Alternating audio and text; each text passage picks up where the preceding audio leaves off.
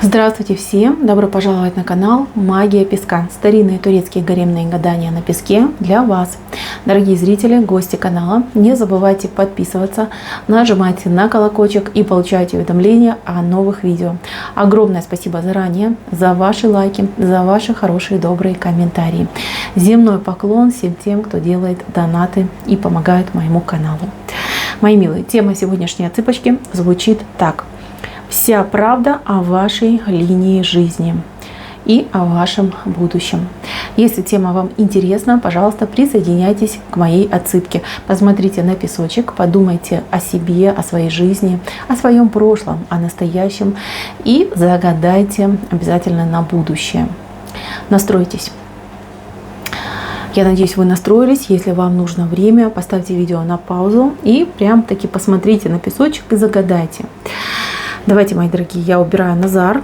Прошу высшие силы дать мне возможность ответить на все ваши вопросы и послать для вас только самую важную, самую нужную и самую полезную информацию. Давайте же посмотрим на вашу линию судьбы и на то, каким будет ваше будущее. Так, ваше будущее будет очень ярким. Вот знаете, такое чувство, что вы как будто бы, вот неважно сколько вам лет, но как будто бы все эти годы вы потратили на какую-то подготовку, да? Как будто бы вы, не знаю, пилот, и вы очень долго готовились, вам было очень тяжело, а теперь вы готовитесь к полету в космос, да, к чему-то вообще невероятному, неизведанному, фантастичному, фееричному, то есть какая-то особая миссия. И вы это всю жизнь, кстати, чувствовали.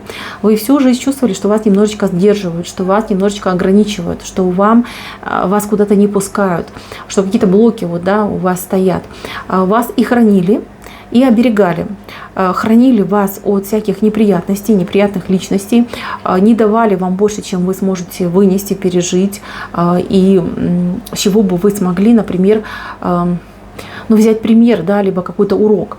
Ну и также вас берегли в энергетическом плане, вам не давали каких-то прям уж сумасшедших испытаний и не давали себя потратить зазря. Понимаете, это очень важно. Опять же таки вопрос, если у вас не было счастливых отношений, либо в принципе не было отношений, вам их не давали, чтобы вы себя не тратили. Либо если у вас не было хорошей работы, где вы понимаете, я просто перед собой вижу человека-перфекциониста, который все делает прекрасно, на высшем уровне, и человек, который, как лошадка, да, извините меня, работает, трудится, вкалывает, и вы работаете не за деньги, но на совесть, понимаете, вот такой момент. И этот подход, он очень затратный для вас. То есть на работе, где вас не ценят, где вам не оплатят, соответственно, вашим вложениям, да, работать на совесть, извините меня, это вредно для вас. Вы очень сильно можете уставать, при этом недополучать. Либо откровенно вам будут урезать зарплату, либо кто-то будет ее присваивать себе, да, либо ваши достижения будут присваивать себе. И вам не дают какую-то ответственную должность, потому что вы просто там уже жили на этой ответственной должности, настолько вы подходите к работе вот с душой и сердцем. Вас, да, долго закрывали, вы как будто бы под какой-то я не знаю, под каким-то пледом находились. И у вас теперь все рисунки, они идут вверх. Видите, вверх идет. Вот человек здесь вверх ножками сидит, смотрит опять же таки вверх. Здесь у вас якорь вышел, здесь у вас якорь вышел. И опять же таки якорь со своими этими, я не знаю, как это правильно, крючками, да, смотрят вверх. Вот то, что вас якорило, то, что вам мешало. А я так понимаю, что тут речь идет о двух вещах. Это нереализованность, причем нереализованность не только, например, на работе, в делах, и в личной жизни тоже может отыграться. То есть человек мог быть замужем, либо женат, у вас могла быть работа, но вы себя до конца там не нашли, не реализовали. То есть без особой любви, без особого чувства, без особого принятия вас, да, признания ваших трудов. То есть вы где-то были немножечко, ну как, не знаю, как сказать, ваше солнце, его тучи закрывали. Вот. Вы понимали, что солнце есть, да, и что оно прекрасное, что оно греет, но вам не хватало этих солнечных лучей, вы не чувствовали тепла от этого солнца, и оно для вас не было ярким, оно было вот тучами затянуто. И это вот происходило у вас и в любви, и в работе, и в отношениях между людьми. Потому что я вижу, что у вас тут такое окружение было, ну, либо вы всем помогали, либо вас, ну, просто тупо использовали. Вот извините за это слово, но я такое вижу. Вас могли использовать не только ваши, например, знакомые, приятели, но и также кто-то из родни, из родственников, из близких людей. Поэтому, мои дорогие, здесь, ну, вы как человек недополучивший. И вы, может быть, даже винили не столько судьбу, сколько себя, что может быть не под той звездой, может быть где-то не дотягиваю, может во мне что-то не так и не то, почему мне не дается. Ответы были очень банальные. И вам, возможно, кто-то когда-то что-то говорил, но вы либо неправильно это восприняли, либо отмахнулись от этой информации. Вы человек особенный, у вас особая цель, миссия и предназначение. Вы ценный человек для Вселенной и, мало того, для Вселенной, для мира, для человечества, вы ценный человек. Да, вы, может быть, скажете, ну как так, я обычный человек, живу обычной жизнью, там, в маленьком городке, либо в деревне, либо, ну, то есть я нигде не общаюсь, я ничего особого не делаю, у меня нет никаких тайтлов, статусов и прочее, прочее. А я вам скажу, вы себя еще не знаете. Вы маленький человек, который совершит какую-то, не знаю, то ли поступок, то ли вещь вы какую-то создадите, либо вы своим примером кому-то поможете, да, и это вот такая цепочка, которую практически невозможно вот высчитать, просчитать и понять. То есть это огромный такой космический замысел, вот. И вы, да, вы маленькая песчинка, но без вас все рассыпется, все развалится. Вы очень важны. Ваша роль, она вами недооценена. Вы придете к тому, что все у вас будет.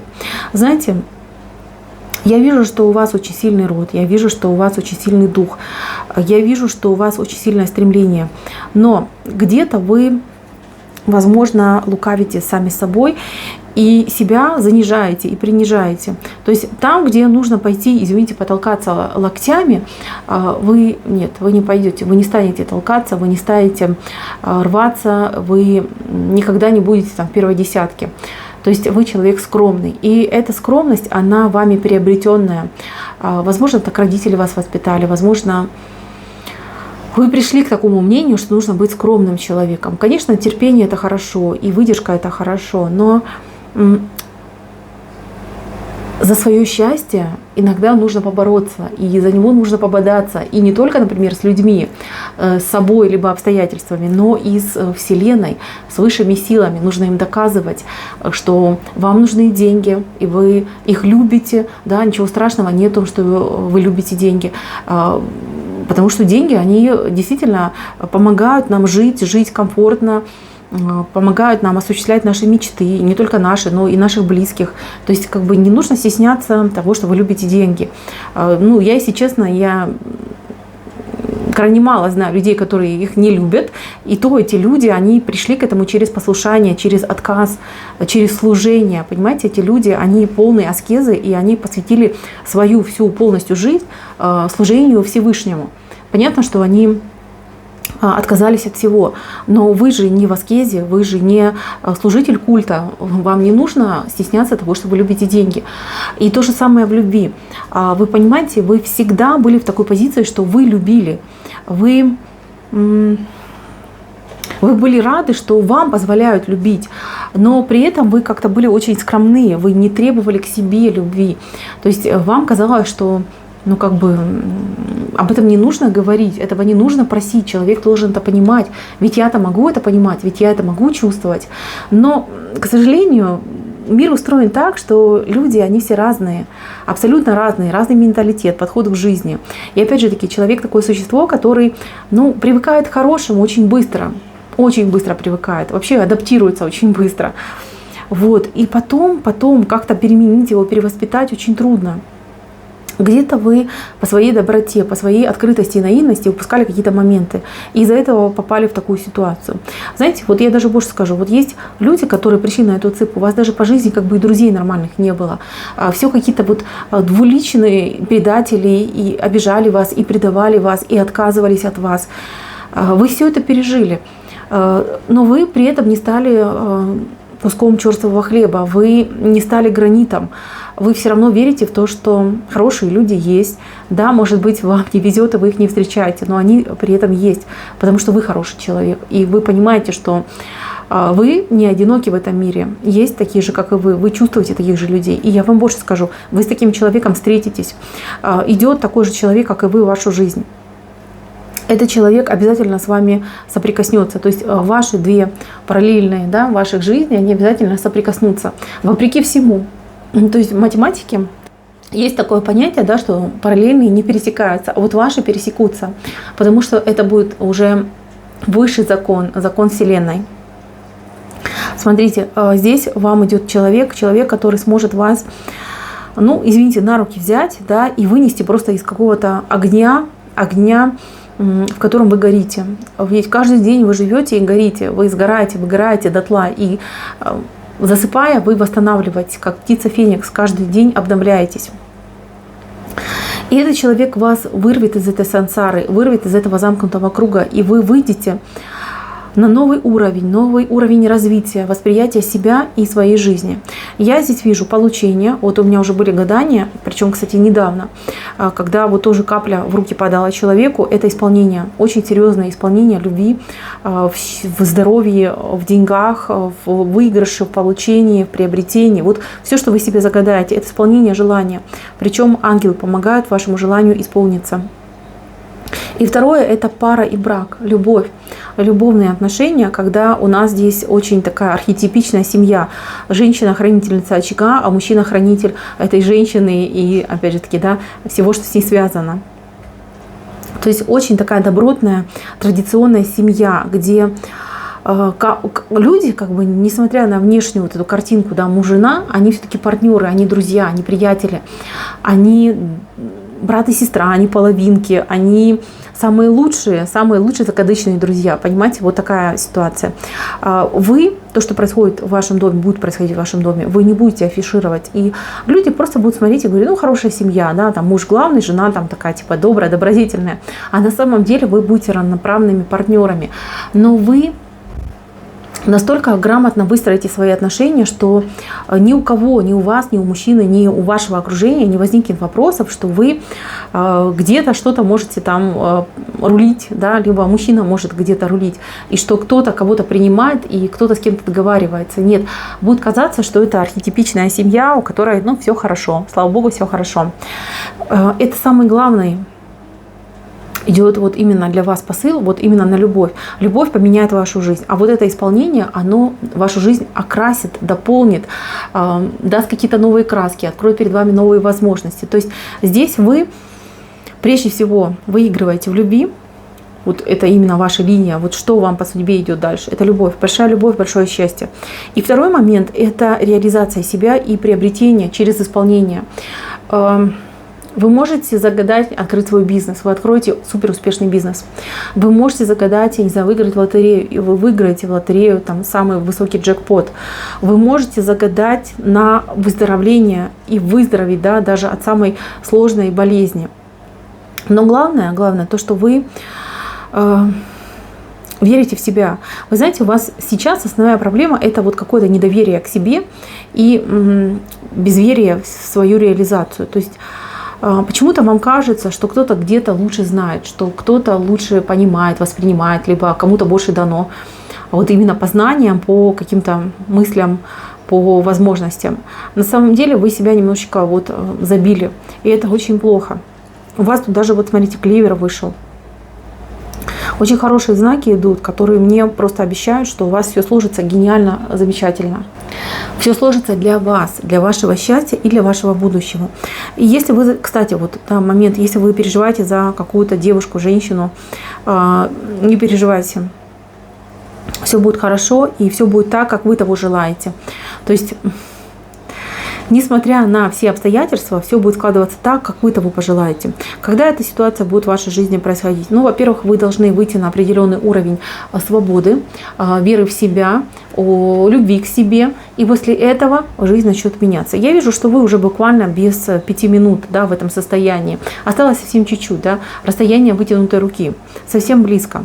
У вас будет момент, вам что-то приснится, либо кто-то с вас спровоцирует на какую-то ситуацию, и вы прям, знаете, розовые очки эти спадут, прям спадет вот это вот, ну не знаю, флегматичность, что ли, как это правильно назвать.